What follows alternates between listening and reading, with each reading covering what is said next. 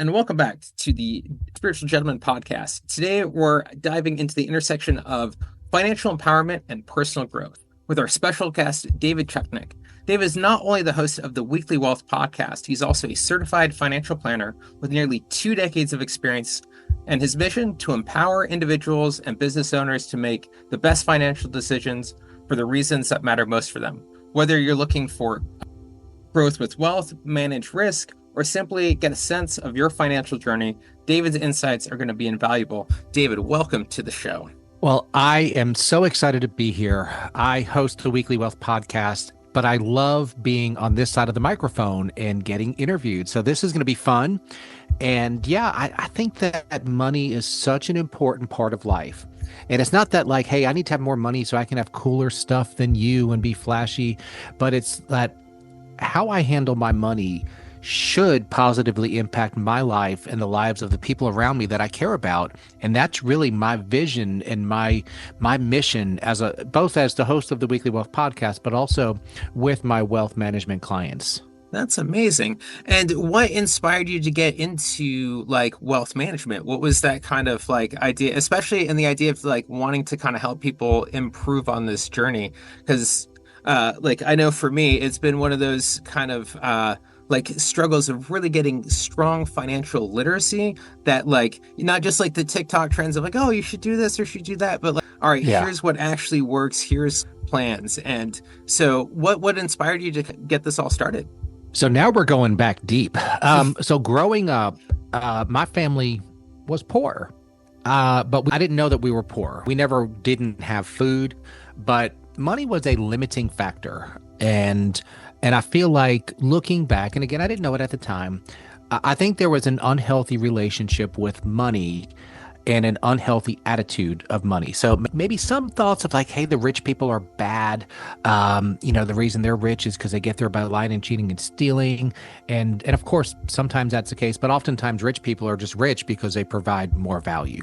And I know that's a generalization, but I know a lot of people that make a lot of money and they freaking work hard and they provide a lot of value, and that's why they're wealthy. So when I was going to school, going to college, I did a couple different things, and I was a tennis instructor at a resort, and I drove a lot to get to school. And part of my job in the tennis industry was I didn't have a guaranteed income. So I might have to talk to you about, hey, your kid's really good, they should take some lessons or do 2 lessons instead of 1, and it's how where my revenue came from. And so I always had that mindset of, I don't know how people can get a flat salary. And you just, yeah, you can say it's guaranteed, but also like if I'm going to make the same amount of money every week, regardless of how hard I work, I don't have any motivation to really work much harder. So and I think we all have different mindsets around work and money, but I always wanted to be somewhere where I can have a large control over my income. And I also had been listening just to some radio shows. Now, if you're not sure what a radio is, it's a thing that we used to have before the internet. And there was a radio show called Money Talk with Bob Brinker, and he would talk about which stocks and bonds to buy. And this was something that I had no experience at all growing up. So I started hearing that like you can buy this stock and then sell it later and get more money for it than you paid for, which is amazing. And now, of course, sometimes you can buy stock and sell it for less money later. But I really got fascinated with like, how do you learn about money? How do you learn about personal finance? So shoot forward about 10 or 15 years later, I had the opportunity to get kind of an entry level position. And then I pursued my CFP, my certified financial planner. And then I was able to buy a practice. And now my office, we have two ends. One part does property and casualty insurance. So I have a great team of people that help clients with auto insurance and home insurance. And insurance is a huge risk management, is a huge financial planning tool. And then I work and I help clients with investments, financial planning, just all of the parts of the financial planning process. So, but I take it past the numbers, because I really don't think it's about the numbers and about the dollars. I think it's about what the numbers and the dollars can do for us. So quite frequently, I do have clients cry, like emotional tears in meetings, because when we're talking about, let's say, life insurance, just as an example, and we asked, well, like, if you didn't make it home, like, and you're gone, but also your paycheck is gone, what do you want your family's life to be like? And then those are when you get the tears, because people think about the inevitability of maybe they know someone who's passed away, or they just think about that. And then that's just such a better question than, hey, Dave, do you want to buy life insurance? Because quite frankly, I don't want to buy life insurance. But what I do want is for my family to not suffer financially if anything happened to me. So not a pitch for life insurance at all, but that's just, I think you got to look at the why. And when we make decisions based on our why, that's when we have real peace in life. I completely agree because my father, he was a CPA and was really good about like with really strong financial planning. Like this is like I've seen the results of it.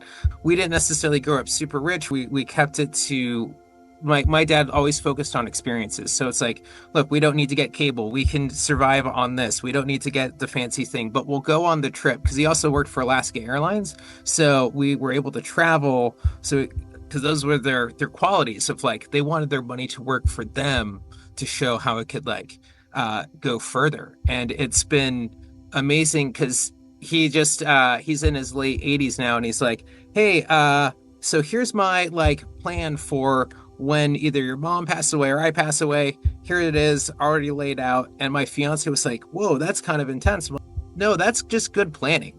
And like that's making sure that like he's doing his kind of like that kind of mindset of like making sure he's taking care of the people that he loves the most. And which is what, like you said, money isn't just to be just set there, but to be used as a tool. What do you think is like the best kind of mindset when we're kind of talking about money, or the thing that people get most scared about when we start talking about kind of money and money management? So there are a lot of different money mindset issues that we all have. There are people that just can't get past the idea that there might be suffering people in the world, and because of that, I cannot have any abundance. And those don't necessarily have to be two separate issues. You can still help suffering people, and I wholeheartedly believe in helping financially, but it also is okay to enjoy the right amount of the fruits of your own labor. So that's one thing. Another money mindset that people have is, I don't deserve to be financially well off. And I think that that's a mindset that really helps people, or traps them in a lower level of life. And when we have an abundance mindset, and if we know and believe that there's enough for everybody out there, and if I provide enough value to the world, then my income and my revenue is going to increase, then our lives kind of take that trajectory over time.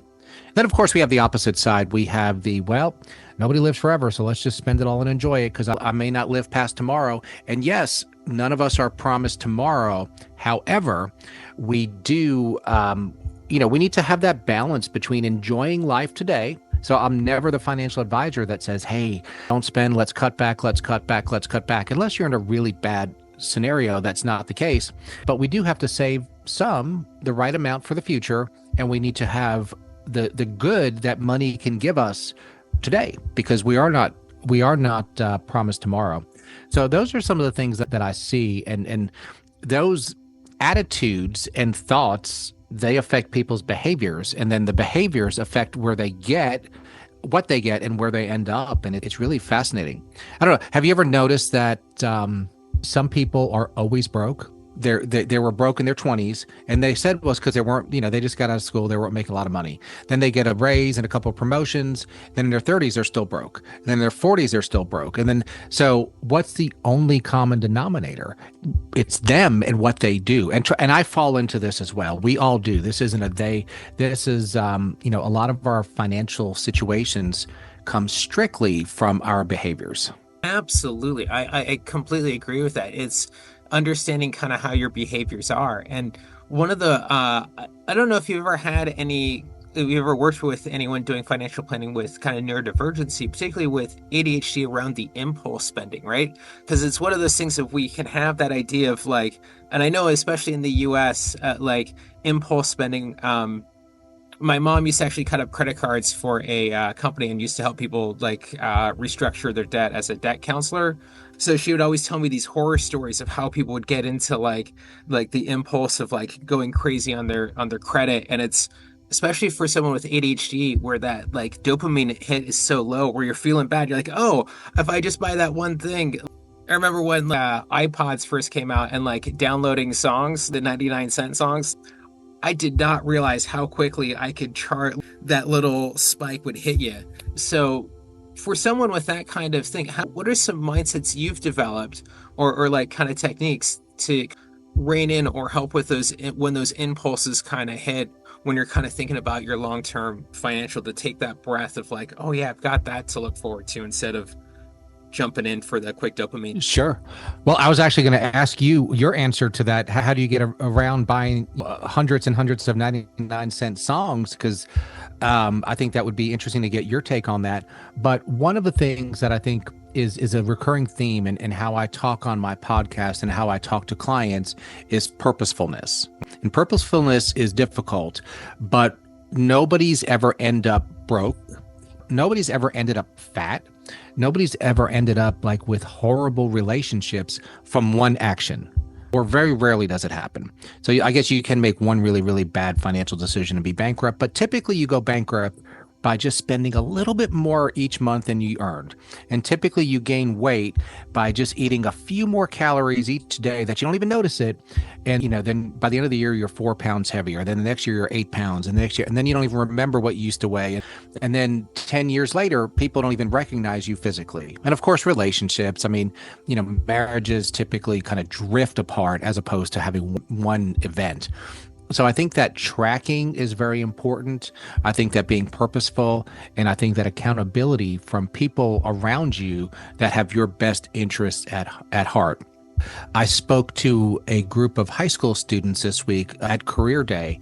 And one of the things that I told them kind of as my old person piece of advice is make sure that you're always surrounding yourself with people who are going to lift you up and have your best interests in mind. And there are going to be people that you get around who simply have bad financial habits, and it's in their best interest to be around other poor people. And they're going to maybe, whether it's consciously or subconsciously, kind of push you into bad financial habits. So you'll notice that oftentimes, and again, this is not 100% of the time, but oftentimes people of the same income level or the same career success level, they tend to hang out with similar people. So hang out with people who can build you up, who are willing to have the hard conversations with you, who are willing to celebrate successes with you, and who are willing to say, hey, Dave, I mean, you were talking to me last month and you said money's been pretty tight and I get it. Like it's real for all of us, but you've been playing all these songs that you've been buying on iTunes, and I know they cost $1 or $2 each, and that has to be racking up. So like, how can I help you to break that impulse? And then you go from there. I love that, which is actually a great segue for anyone like that wants to find that group, because that is, I completely agree with purpose, because for like, especially for the ADHD nervous system, it's not based on, it's based on interest versus intent. So for most people, like, I intend to do this, I can do it. For someone with ADHD, they actually, it's Holloway, it was NCUP, interest, novel, unique, or purpose. So if it covers one of those things, then we can hyper focus on it. If we can't hit one of those markers, it becomes extremely difficult. You're trying to drive manual, but you can't change the gears, and you're going 1,000 miles an hour. So learning how to bring in purpose to it has helped to learn how to kind of take that calm breath of recognizing, hey, what do I actually want to accomplish? Where do I want to go? And like, what are the small little steps? Is this small little step going towards my goal or away my goal? And for me, I break that down to my little small goals of the day of like, all right, that microtransaction seems kind of shiny, but you know what? I've got like prep to do for X, Y, and Z. And it's kind of breaking it down to our base choices. And this is where Mhm. you actually circumvent the ADHD because it's not about your mind anymore. It's about your awareness of recognizing what do I choose. I have a feeling of where we're not just our thoughts, we're not just our emotions, we're a combination of all kind of things together. And awareness is a great one of being able to be aware of your thoughts, aware of how you're speaking to yourself. It's been a big, especially since the pandemic, I've had a huge kind of shift in how I viewed money and how to kind of like, as I'm thinking, going from kind of single dude traveling around the world to like, all right, I want to start a family. I want to build a support structure versus I used to live in a backpack. So risk was like easy to take. And now it's like, Mhm. all right, I want to take calculated risk.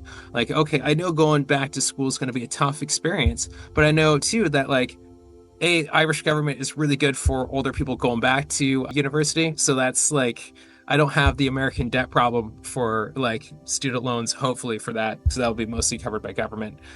And two, I know my long-term plan, right? I'm not thinking just that little second in between, but I'm thinking that, all right, what do I want to see when my kid grows up? How do you teach these? I know you're a father, and I'm excited to be a dad. How do you teach your kids kind of these skill sets? What are like the ways that you provide examples or like exercises you have them do, or like teach them as they grow up? Wow, that's a really good question. And number one, many people don't teach their kids behaviors and kind of consequences anymore. And so I think that's one of our major jobs as parents is to teach kids at an age appropriate level that what we do affects where we end up. And we have to do it lovingly, but ultimately, in some way, shape, or form, we are responsible for ourselves. So a couple different things that we do, and that's an interesting question because it happened today. My office here in Seneca, South Carolina, we own a little office building, and the mulch was bad and just getting kind of all nasty. And I have twin 17-year-olds, and we had a problem. They need money. I needed mulch put out. So what did we do? I paid them to put mulch out. So that gave them a reward. And, putting mulch out is hard work. And I mean, if you're 17, it take a couple of hours, no big deal. But, and then we give them money. And in our house, typically we don't pay for that many things. We make them with the money that they earn, they buy their own stuff. And that helps you to make decisions on value. So if you're 16 or 17 or 18 or 20 or 50, and let's say there's a t-shirt that you need, one is from Walmart or Target and it costs $12. The other one is from Dick's Sporting Goods and it has a Nike logo or an Under Armour logo. And more than likely it's made in the same factory, but it's $70. Well, when you're spending your parents' money, if you're a grown up just putting on your credit card because like credit cards aren't real money, or it doesn't seem like it at the time because you don't have any accounting, you might be tempted to buy this $60 or $70 t-shirt. But when it's your own money, you're probably not going to buy a t-shirt at all. You're just going to wear your same old nasty, dirty clothes. So I think that's a way of kind of building in purposefulness is to help kids at an age appropriate level to make some of their own financial decisions. Even when our kids were young, and I'm talking, 4, 5, 6, 7, we would ask them when we went out to eat, how much do you think this Chick-fil-A sandwich costs? And they may have said $1 or $1,000,000 or, but when you start dealing with the reality of money at an age appropriate level, kids can start to understand the the impacts that how we handle our money makes. Now, the other thing that we've done very consciously is we have always practiced thankfulness, and there's always, no matter where you are in life, there's something to be thankful for, and many things to be thankful for, and we can choose to look at that, or we can choose to look at the negative. So I'll be totally transparent. I kind of goofed up our schedule yesterday when you and I were going to record. Now, you were very gracious and you looked at the positive, and you even told me today that these things happen and I'm glad we're able to get together, that I think somewhat is a choice, right? For you just, or you could have said, man, nobody ever shows up and people take advantage and look at the negatives. So, I think that our kids to be thankful, but also, just being a good model for what thought processes suit us. So I like to, people will often say, well, I'm not good at money, or I don't like exercising, or I don't like eating right. Well, that's fine. I'm arguing, yeah, and you can't make yourself like exercising. Although I think that the more you tell yourself you don't like something, the more you maybe convince yourself you don't like it. But the next question is, okay, that's great, but do those thought processes serve you well? And if the answer is yes, well, then keep going. Like, I'm not here to change you, but let's say you're 100 pounds overweight, you're significantly overweight, and you keep telling yourself and other people that you just don't like eating well and you just don't like exercising. Well, that's great. Which do you like less? Do you like being grossly overweight, or do you like eating well and exercising less? So choose your heart. And I think if we look at it that way, that can at least guide us towards making better decisions most of the time. Us are going to make perfect decisions all the time. And if we're looking for perfection, that probably opens up a whole other can of worms, because perfection's not possible. And perfection is just another form of procrastination as well, because you'll never actually like hit the record, you'll never do anything, because it's always like, oh, it's not perfect. It'll never be like completely perfect. It's always like an unattainable thing that you're trying to obtain. So it becomes this runaround circle of, instead of actually just taking action. And no, I really liked what you said there, because like it just kind of reminds me in my own life of just recognizing of how small actions really, like, I heard this phrase, you can't think into a new way of acting, but you can act into a new way of thinking. So by Ooh, yeah. That's Chuck C. New Pair of Glasses. Like perspective, because it is, how do you choose your perspective? How are you choosing to look at the situations?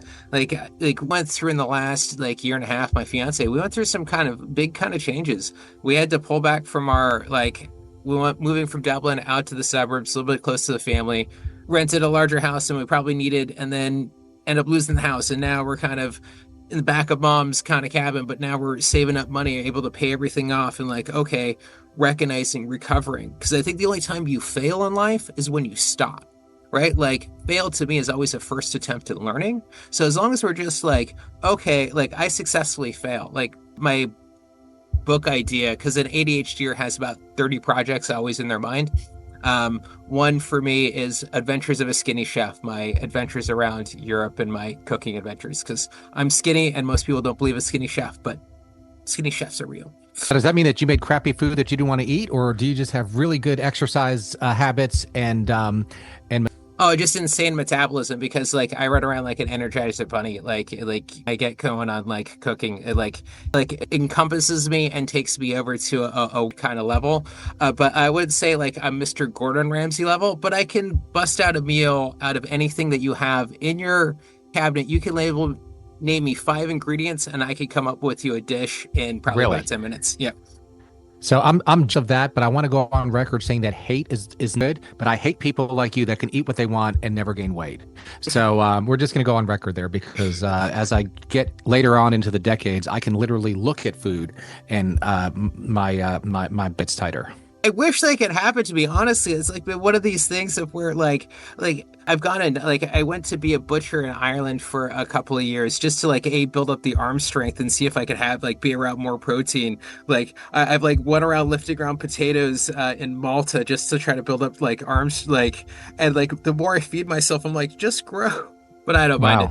Funny how different people have different problems. Some people are like, I can't gain weight. Some people are saying I can't lose weight. I guess it's all perspective. Right. It's not like the grass is greener on the other side. It's the grass is greener where you water it, right? Like where you put your attention is where your focus will go.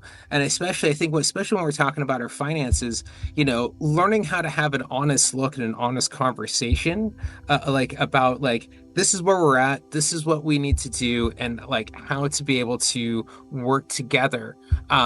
like, so my partner and I, we a thing where we have like a joint account and our separate accounts, but we're like, all right, this is what I'm responsible for, this is what you're responsible for. And it's not even for just finances, but even for chores. We break things down because with my ADHD, like, I need to be like, okay, cool, Sunday between this time and this time, that's my cleaning time. And I try to keep to that routine each week so I can build the I don't think about it. So I'm like, okay, cool. Sunday I pull out the thing, do it, and like even with the finances, like, all right, each day we do this thing, and it's a little bit each day, but it's been helping us put away for the wedding.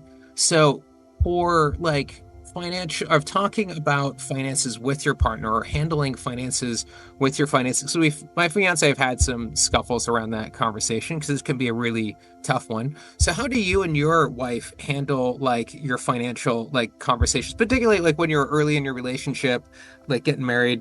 How did you guys like have that conversation before getting married, like handling the debt, handling all those kind of serious questions before pulling the knot or tying the knot? That's an interesting one. We have similar but not identical money personalities. So we are not that different. So we've never had that much friction. One thing that we've always really done the best that we could, and I would say we've a lot, is we've always given ourselves margin, meaning that even when we were younger and there was only this much money coming in, we spent less. And now that there's more money coming in, we our right now, a bank would lend us 4 or 5 times what our current house is worth. But then things get tight, COVID comes again, business revenue slows down. Now, for lack of a better term, you're screwed because you had no money left over and you borrowed the most amount of money that the bank would lend you. So our mortgage is very, very low. So we've margin, and margin is a way of stress, right? I mean, if your income is $1,000 and if your expenses are $999, then you have literally $1 of margin. And if anything at all happens, you're in trouble. But if your income's $1,000 and your base expenses that you need to pay are $300, well, then you have $700 worth of margin that can take care of the curveballs that life will throw at you. I mean, they're gonna come. So I think maintaining margin is a good thing.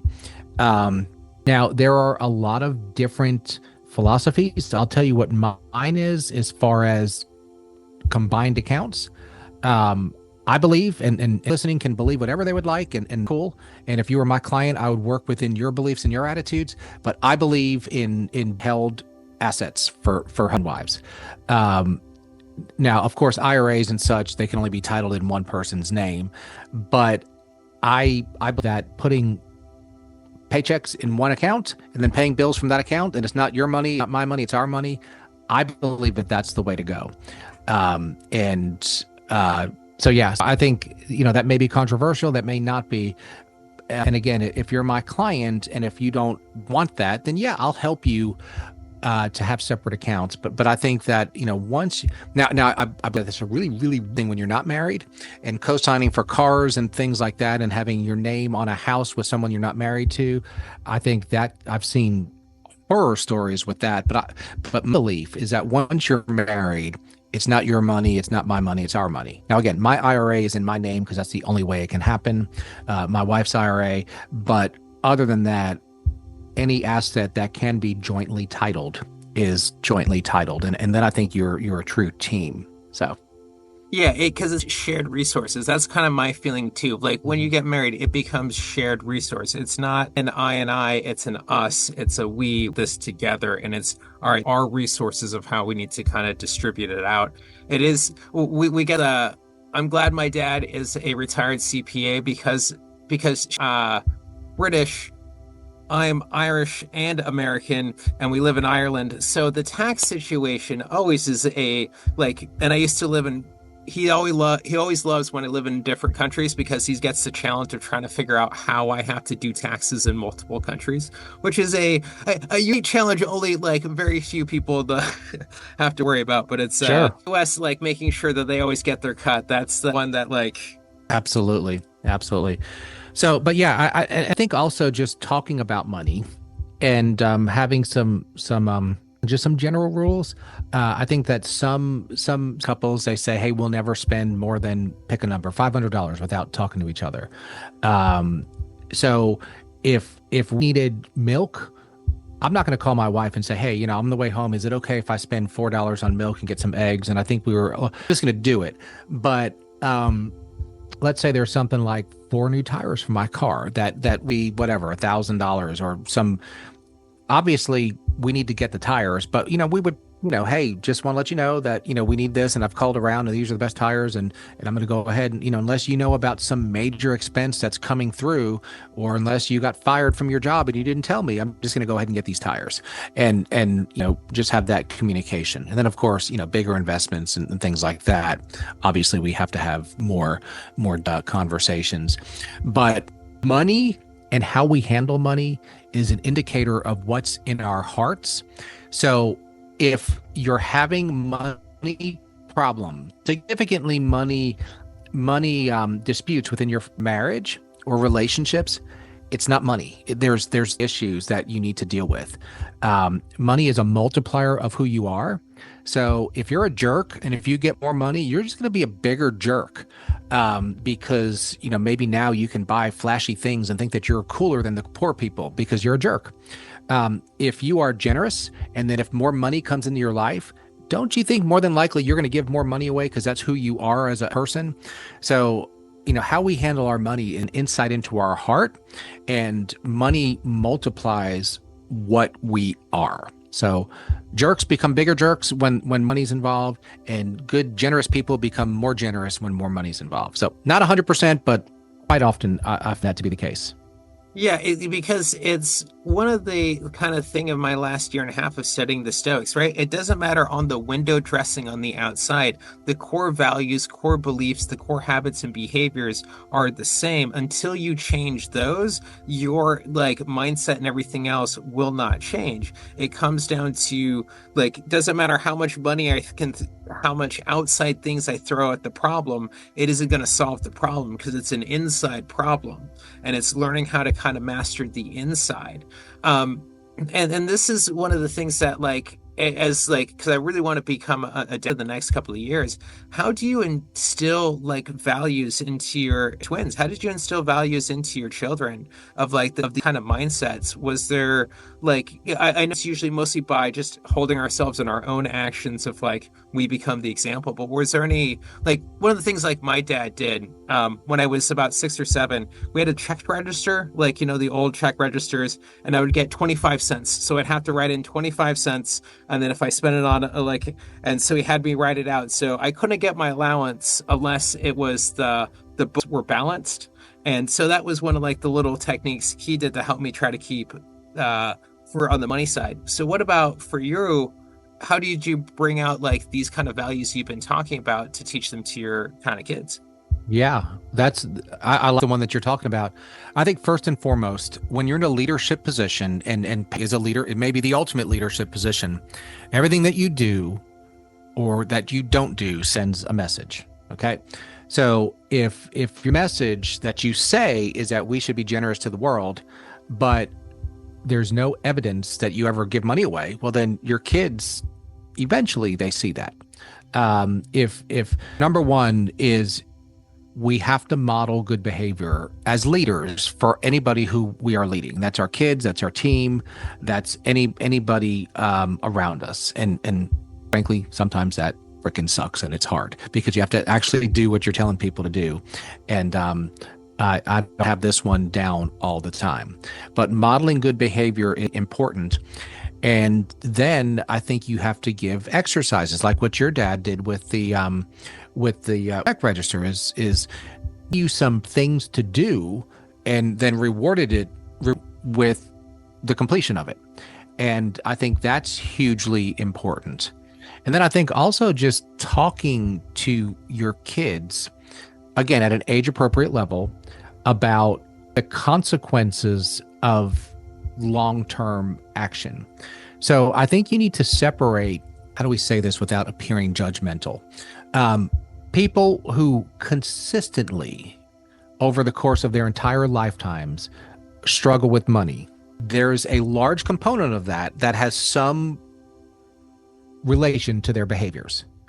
You can work for a huge company and the company shuts down, and then you you run through a bad patch financially, but you didn't cause that company to shut down, and then you could kind of dig out and get another job and okay. But if over your entire adult life you are struggling financially, there's that you're either doing that you shouldn't be doing or not doing that you should do. So when you talk about that reality, kids, then not that, hey, those poor people are bad, because they're not bad, and God loves us all. God loves poor people, rich people. And when I say poor, I should say financially poor and rich, the same. But people that end up in financial scenarios, oftentimes their actions over time, you just veer off course just a little bit, and then 10 years later, you're so when you talk to your kids about that, I think that helps to push them to not veering off course. But anything else, man, I mean, you got to be purposeful, and you got to talk about these things, and it's not easy, but you choose your heart. Is it hard to talk to your kids about money and good habits to them? Or is it hard to have broke kids that are losers that are living with you until they're 40 and having to pay all their bills? So, they're both hard. So which hard do you want? Yeah, I love how you keep going back to like choose your hard, because it is like, remember the obstacle is the way, right? Like you will always have problems. It's like, will you have better problems? It's always to try to get to better problems. Like you're going to have problems, and like there's always going to be a problem. Something's going to happen. It's how do you respond to those problems and how you handle, like, because that's what you can control. Like I have no control of like, because you were talking about kind of like my mindset of like from what happened yesterday. So like, look, I have no control over that. Like what happens, happens. Like what I control is how I respond, how I react, and what I can control to the world. And I try to judge myself by my actions, not my intentions, because I can have the best intentions for so many things, but it's picking up the tools, like here are the tools, and here's how you use them in practicality. Like I've been trying this kind of new experiment, right? And taking risk and knowing where to take kind of appropriate risk and calculated risk. If from it like a business standpoint of like from branding to even just your own business or just what you want to do to put out in the world. Like if you don't put yourself out there, you'll never get anywhere. And this is what I've been kind of learning this week. And I've been meeting so many interesting people, which has led me to realize that we're all in the boat together, and it's just how you choose to view the boat and how you choose you want to go on your path, and who you're going to interact with. Out of 7 billion people on the planet or whatever it is, I got to be like you, David, which is always awesome to meet another David, because Davids are awesome. And that's the power of kind of like putting yourself out there and taking risk. What are a few times where you took a big risk in personal life and also business life that you weren't sure that was going to pay off, but because you had kind of that faith and stuck with it, and did pay off? Yeah. So I can tell, and this is such a cheesy story, and if you weren't there, it like I'm really being just nuts. Growing up, I was shy. I was just that kid that didn't talk. Not really sure of myself, and we could probably go to a therapist and figure out why, but I was just a shy person. I didn't say much. Now at 16 or 17, I don't know if you remember the karaoke the craze in the 90s, where you would go and music, and you'd sing a song, and that was kind of something that my parents did that was just kind of fun. They would go to there's a bowling alley, and they would do karaoke. It's just a fun thing. And so I went with them, and they were like, well, why don't you sing a song? I'm like, I can't sing a song. I mean, number one, I don't know how to sing really, although anybody can really sing. And there's all these people, and people are going to laugh at me, and it's going to be horrible. And so I finally, and back then they called it your vocal virginity. When you lose your vocal virginity, that's singing on stage. So I was like, you know what? Okay, fine. So I picked a Bryan Adams song, because that's back in the day, and I picked The Summer of '69. And so I kind of joked that I lost my virginity in the summer of '69, even though I wasn't even born then, but that was my vocal virginity. And I sang this stupid song. It probably sounded horribly, but as soon as it was done, people clapped, because they clap for everybody at karaoke, because they know that they're going to suck, if you don't clap. And then I was like, wow, this thing I was like physically almost ill and sweating and like having reactions to the nerves, it turned out just fine. Nobody remembers, they probably, nobody even was listening. And so, number one, remembering that you're not that important, nobody really cares, but taking that little risk, that was truly life changing, which is because, but I sometimes when you're younger, one little can change your life. So that was a risk that was, not a financial risk, not something that could have caused death to me. But I bet that if you would have measured like my physiological signals at that point, like what my heart rate and blood pressure and where it probably would have been like literally the same as someone who's like fighting for their lives, like, with a lion, because our perceives these things as huge dangers. And I got through it. Nobody cared. Didn't get a record contract. Didn't want a record contract, but nobody laughed. And that was kind of a life-changing moment that involved a small risk. I love that, man. First off, I used to do karaoke when I lived in Chicago for many years, so I'm very familiar with the. But were you older than 21 when you did it? Because that's a big part of karaoke. I was older than 21 because I had moved to Chicago. I was at the time, but I looked like I was 16. But okay. I do stand-up comedy as well. There's a whole funny story, but I would love to do stand-up comedy. I'd love, yeah. So which is the same thing though, right? I didn't have any liquid encouragement was my point. Sometimes people have way too much liquid encouragement and they do crazy things on a K stage. I had zero of that at 16 or 17 or 18. So that made it, a little bit arguably more difficult too. But yeah. But yeah, no, stand-up comedy is just, I think, that same kind of feeling of being able to go on stage for the very kind of for almost every stage. I go through that kind of sensation of I'm not good enough, because the ADHD too, we are way more tuned. So if most people are maybe at a 5, most ADHD people are closer to an 8, 9, 10, 11, or 12, depending on the day. So they get way more sensitive, so things blow up. So one of the techniques I do is just taking big deep breaths, bringing my body, making sure I'm breathing from the diaphragm versus from the lungs. I find too, if when I breathe from the diaphragm, I'm able to take more air in, but it also slows down my mind. I realize when I take longer, slower breaths, all that mind chatter starts to go a little bit slower. But when I'm going from just the lungs, it goes really fast. So when I start taking the slower breaths, and then I just I'm not nervous, I'm excited. I try to reframe the word, because all it is just physical sensations in the body. So I just try to feel on that, and then go on stage and if I get a laugh, great. If I don't, great. Hey, I went up and I did it. And that's sometimes, I think, looking at the small wins, which has been, I think, the key for me is looking at small wins, because I know you always like to end about the business owner, and as a business owner, entrepreneur, as we come to the end of our conversation here, do you have anything that we've been kind of talking about for the ADHD business person of handling that kind of more emotional ups and downs of holding on to purpose? Could you speak a little bit more to that? So I don't know if this applies to all business owners, and it may be, and with you, I'm starting to think that I should be diagnosed with ADHD, and probably not even a bad thing, because there's probably a lot of achievers with that have ADHD.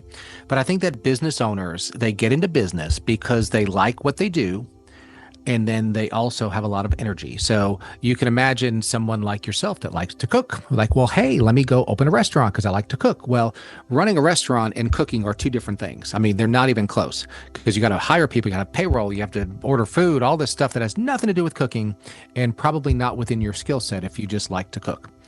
So I think what business owners need to do is they need to make sure that they are working towards, now you may not be able to do it completely in the beginning, but you need to be working towards spending most of your time and emotional energy on the parts of the business that get you excited and that you're really good at. Okay. So I enjoy communication. I enjoy deep conversations. So if you and I were talking about your own financial planning issues I would talk to you about what are your fears, and let's jump into your 80 years old, and what are some of the regrets that you can see yourself having, and financially if you don't make any changes. And we would talk like that, and you would either say, wow, this guy's weird, I don't want him as an advisor, or you would say, that's what's going to help me to make difficult decisions and changes. Okay. So we have to do what we're good at as business owners, and then we have to work towards farming other things out. And that could mean hiring somebody, or in today's world, there are virtual assistants and ways to outsource many, many, many things. For years and years and years, I felt like I was the only person that could handle my own office's bookkeeping, which of course is not true because I'm a horrible bookkeeper. And sometimes it gets depressing to look at how little money you have. So I just didn't do it right. I finally got a bookkeeper, and I was talking with her, and she's actually virtual. I don't even know where she is. She's like in Arkansas, and she's awesome. And I said, how do you do this? Like bookkeeping, like how do you balance checkbooks all day? She's like, oh, I love it. I mean, it's so fun. It's like a puzzle, and it gets excited. And I'm like, well, you're crazy. Joking. And as good as she is at that, I would guess that she would not be awesome at going on podcasts and finding ways to generate business and doing those kind of things. So work towards getting everything off your plate that you are not uniquely suited to handle. And I think if all business owners can have that goal, I think just life is better. Back when Bill Gates was running Microsoft and you got an error message, you didn't get to call Microsoft and say, hey, this is Dave. Can I speak to Bill? I'm getting this blue screen on my computer. No, Bill Gates was just, overseeing and building culture. And then there was somebody who was very, very adept at helping you to figure out that error message and fixing it. So work towards spending most of your time and energy on the things that you're great at, and work towards getting everything else off your plate. And you do that, you'll have less stress, and your business will have a much greater chance of flourishing. Awesome. And thank you so much, David, because I think that piece of advice also actually really applies for people with ADHD as well, because learning how to kind of understand your weaknesses, like knowing how to shore up your weaknesses and dive into your strengths, go with what you're good at, and like learn how to capitalize and get the most and leverage for yourself so you can work within the world. Guys, thank you guys so much. David, I'll make sure to get all your social medias to put in the description, but where can people, your podcast once again and website, all that fun stuff, little plug out if you got any programs or things going on, and how can they reach out to you? Yep, absolutely. And I love this conversation. This kind of stuff is fascinating. So I've enjoyed this. Check out my podcast, www.weeklywealthpodcast.com, or just go to Apple and Spotify and all the major platforms and just type in Weekly Wealth Podcast. We put out an episode once per week, and we just talk about how to have a better life by how you handle your money and how to build and maintain wealth. And wealth is not always a financial number. It's a quality of life scenario. If you're a business owner, check out www.allofmyassets.com. I talk about how to make your business into a more sellable asset. So a lot of business owners don't think about their business as an asset. They think of it as that's their employer. But think about your business as something that one day, if you do it right, you can sell it for much more money than if you don't do it right. And if you choose not to sell, that's fine also. But a sellable business is a more profitable business and a business that's easier to run. So www.allofmyassets.com. And that name stems from the fact that a lot of business owners, they worry about their stock portfolio, they worry about all these other things, but their biggest asset is their business, and they don't take the proactive steps to build the value. That is amazing. I love that. And yeah, guys, definitely go check out David Chudyk. Fantastic. Thank you so much for this amazing conversation. I really did learn a lot. I felt a little selfish on this one for my viewers of like getting more kind of out for me, but I felt like you gave me some really good things to chew on, and just the mindset that you have, I really resonate with you. And I just want to say thank you once again for being on there, and thank you guys for listening. Don't forget to like, share, and subscribe, and check everything out, and don't forget to check out David. All right, guys, thank you, and have a great, if not better, day. Thanks for having me. You're welcome.